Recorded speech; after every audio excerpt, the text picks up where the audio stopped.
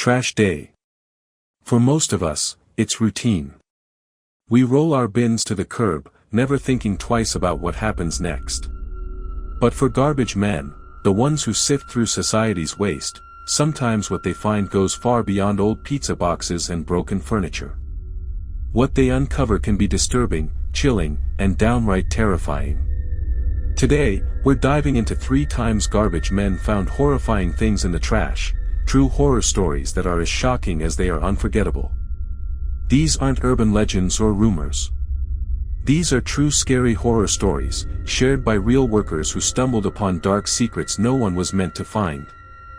If you're into ghost stories, paranormal activity, chilling narratives, or terrifying tales that will make your skin crawl, hit that like button, subscribe, and turn on the bell, because this is one you don't want to miss.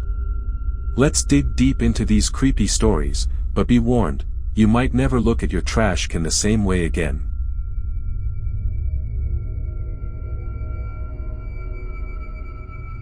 This story is about the body in the bag. It was a cold morning in rural Pennsylvania when Ryan, a seasoned garbage collector, started his route like any other. The air was crisp, the streets quiet. He'd done this neighborhood hundreds of times. Nothing ever seemed out of the ordinary, until that day. As he approached a cul-de-sac, he noticed something odd about one of the trash bins. It was sealed shut with duct tape, completely wrapped around the lid, almost obsessively. Curious, and a little annoyed, Ryan struggled to open it, assuming it was some overzealous homeowner trying to keep raccoons out. But when the lid finally gave way, the stench hit him first. It wasn't the usual sour smell of trash. It was thick, foul, and unmistakable. Something was rotting. Inside was a large black trash bag, heavier than any he'd lifted before. He tugged at it, but as it shifted, he felt it, a shape. Human-like.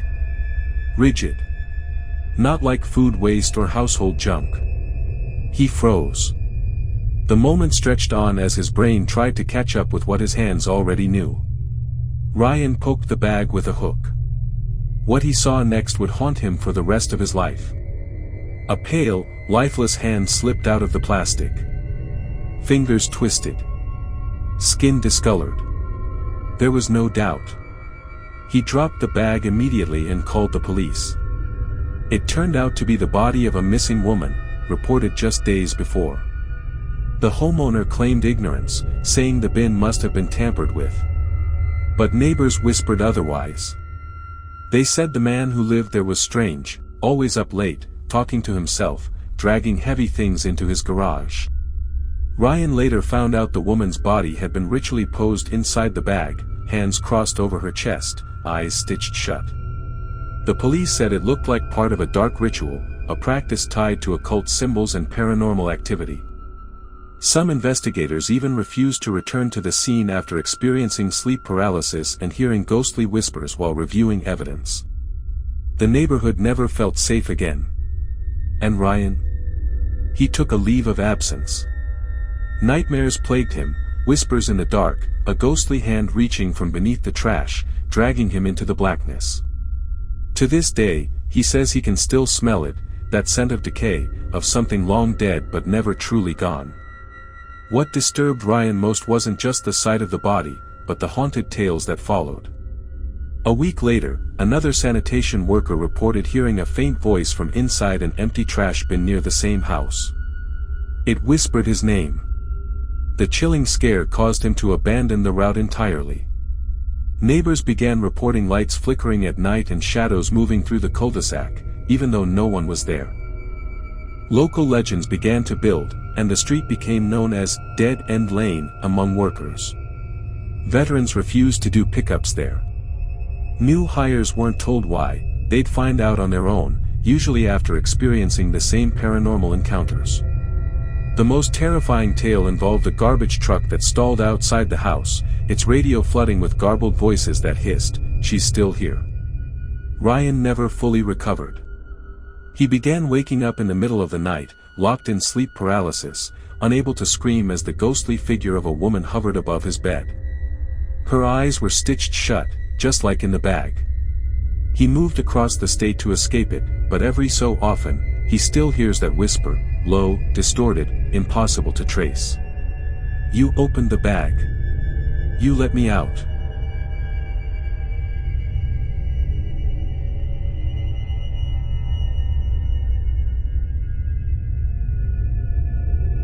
This story is about the doll in the dumpster.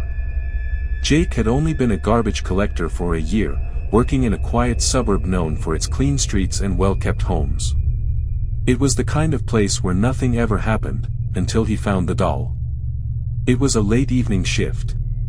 The sun had just dipped below the horizon, and a cool breeze swept through the alley behind a row of townhouses.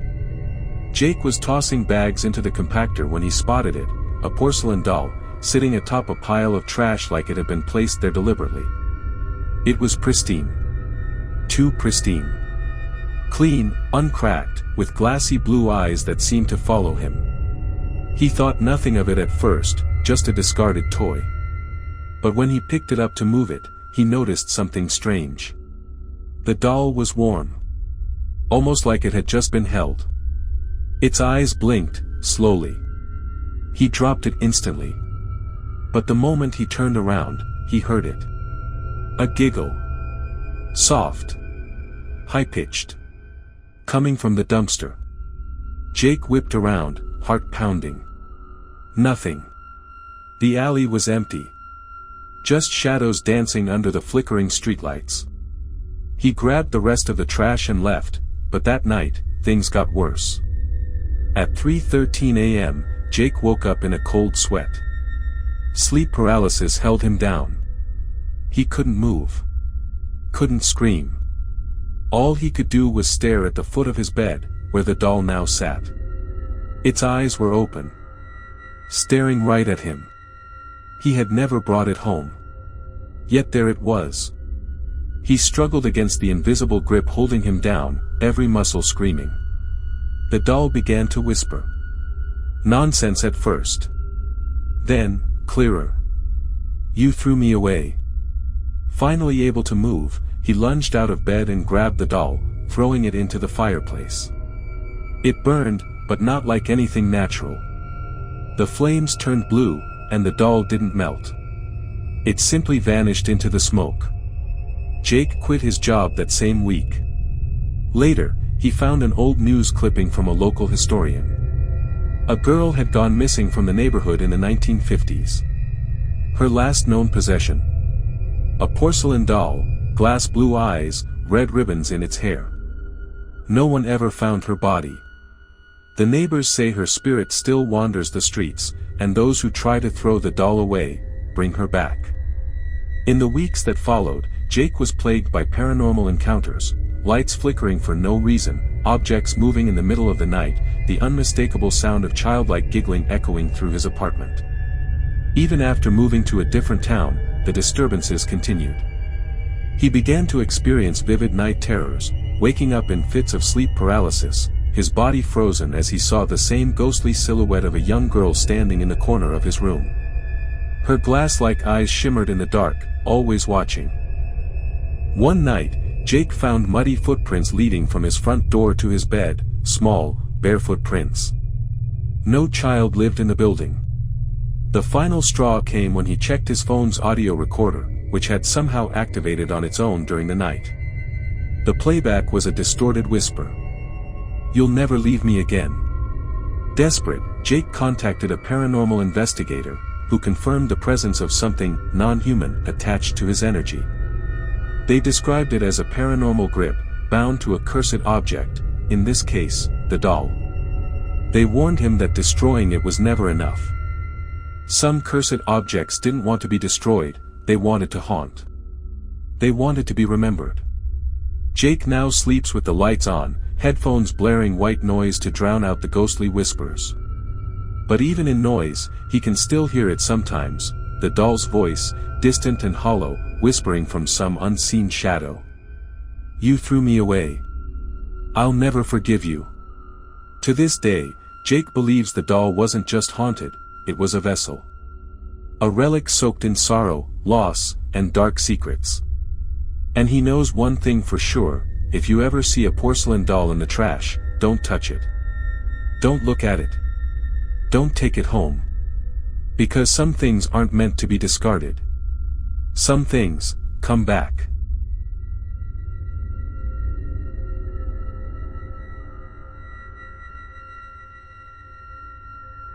This story is about the screaming bag. Marcus worked the night shift in a large city known for its nightlife and endless noise. He'd seen a lot in his years: drug needles, weapons, even the occasional rat swarm. But nothing prepared him for what happened in a back alley behind an abandoned apartment complex. It was a slow night, quiet enough that Marcus actually started to relax. As he pulled up behind the building, he noticed a single trash bag placed neatly by the back door. It was strange, considering the complex had been empty for months. Still, he went to collect it. The bag moved. At first, he thought it was a cat or a raccoon. But then it moved again, more violently this time, almost like something was struggling inside. Before he could react, the bag let out a muffled scream. Marcus jumped back. The scream came again. A voice, distorted, high-pitched, terrified. He froze. The streetlight above him flickered out, plunging the alley into darkness.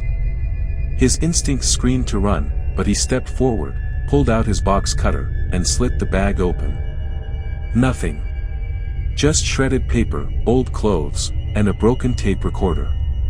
He stared in confusion as the recorder clicked, then played. "Help me, they buried me, please." Marcus stumbled back, heart racing. The bag hadn't moved. The scream had come from the tape. He took the recorder and left, shaken but curious. Later, he brought it to a friend who worked in audio restoration. What they uncovered was horrifying. The tape was real. Not staged. The voice belonged to a young woman, begging for her life, describing how she had been trapped. She mentioned a man, a name Marcus recognized. A former resident of the apartment complex who had mysteriously vanished years ago after police suspected him in a string of abductions. The case had gone cold. Until now. When investigators returned to the building, they found a hidden basement beneath the complex.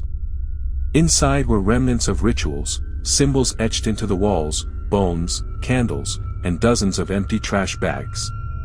Each one stained red. Marcus later admitted that ever since that night, he's been plagued by nightmares. He wakes to ghostly whispers, a heavy presence pressing down on his chest. He even started hearing the tape's voice in his sleep, begging him to dig deeper. He believes the building isn't just haunted, it's cursed. A place where the paranormal grip of lost souls refuses to let go. He hears the whisper every time he passes that alley. "You found me once, come find me again." What terrified Marcus the most was how the voice evolved. Over time, it began calling his name directly, not just in dreams, but while he was awake. While driving. While working. Sometimes through his phone speaker when no calls were coming in. Once, while looking in the mirror, he swore he saw someone else's reflection, a woman's face, twisted in anguish, mouthing the words from the tape. That night, he experienced full sleep paralysis, unable to move as the faint sound of screaming echoed from the hallway outside his apartment. People warned him to let it go. But Marcus couldn't. He returned to the complex one last time with a small paranormal investigation team. They set up equipment in the basement, cameras, EMF meters, voice recorders. What they captured was never made public, but Marcus described it as something that didn't want to be filmed. The footage cut to black after a scream, the same one from the bag. All of the equipment stopped working. One investigator never returned. From that night forward, Marcus was never the same. He began hearing chilling whispers even in crowds. He spoke of a ghostly hand brushing against him in empty rooms. He saw shadows moving without source, and at times he claimed the tape recorder would reappear in his house, even after he'd burned it. Every time, it would play one line. "You heard me once. Why won't you listen now?" To this day, the alley behind that apartment remains untouched. Trash collectors skip it. Locals cross the street to avoid it. And Marcus? He vanished 6 months later. Some say he left the city. Others say he was claimed by the same presence he tried to expose. One thing is certain, whatever was in that bag wasn't just trash. It was a message from the dead, a final, desperate scream trapped in a loop of pain. And now, anyone who hears it is part of the story. Another whisper in a growing chorus of true horror stories, haunted tales, and terrifying encounters that won't let go. Not even in death. These true scary horror stories prove that some of the darkest secrets aren't hidden in old books or haunted houses, they're buried beneath bags of trash, discarded by those who hope never to be found. From the ghostly hand in a dumpster to the chilling screams caught on tape, these true ghost stories remind us that the mundane can mask the paranormal. That terror can take the form of something as ordinary as a trash bag. If these chilling tales left you with goosebumps, make sure to hit that like button, subscribe, and share with a friend who loves a good scare. And whatever you do, never ignore the trash. You never know what's hiding in the shadows, watching, waiting. Stay safe out there. And remember, some true horror stories don't end with a scream, they begin with a whisper.